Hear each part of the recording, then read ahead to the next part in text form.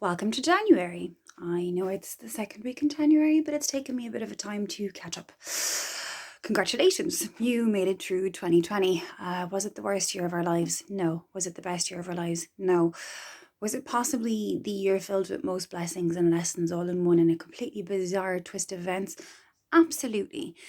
And you guys should all be incredibly proud. Whatever it took for you to get through 2020, well done. That brings me on to my next point, the reason I'm doing this video. This time last year, I was working on an event. And in the process of doing that, I met a few incredible people. One of the big problems I had with working on this event was that it consumed me. It completely consumed me. Constantly thinking about this event, constantly trying to just get this perfect. And I met an incredible man. I'm not going to name him. If he watches this video, he'll know it's him. I might even send it to him personally, but I don't believe in tagging other people unless I have their permission. So he gave me this incredible trick. And it works for all sorts of things. So let's say you've just had a fight with your boyfriend and it's bedtime and you literally cannot stop having an inner monologue about what you should have said, could have said, how things could have went and how they didn't go. And you just have this brain fog and an incredible, intense thought process and you just cannot switch off. It can be things like organizing an event. It's just consuming you. The event is just like ticking. How do you shut that off? Okay, so he gave me this trick. I've passed it on to a few people. It works for some, it doesn't for others, but there is no catch-all fix for everybody. We are all different for a reason. For me, this works incredibly well, and I wanted to pass it on to anyone who might use it themselves. So, you visualize your thoughts. So those thoughts that are engulfing your brain, you visualize them as a person.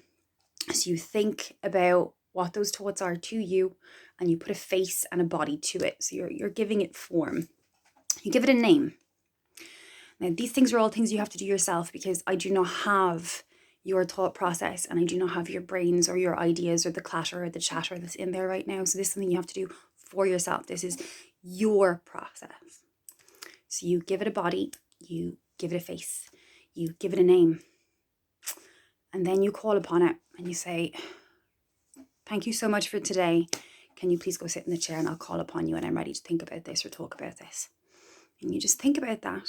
And by giving it a shape and by giving it a body, you're able to then compartmentalize those ideas, those thoughts, and put them to sleep. And then you yourself might actually be able to sleep.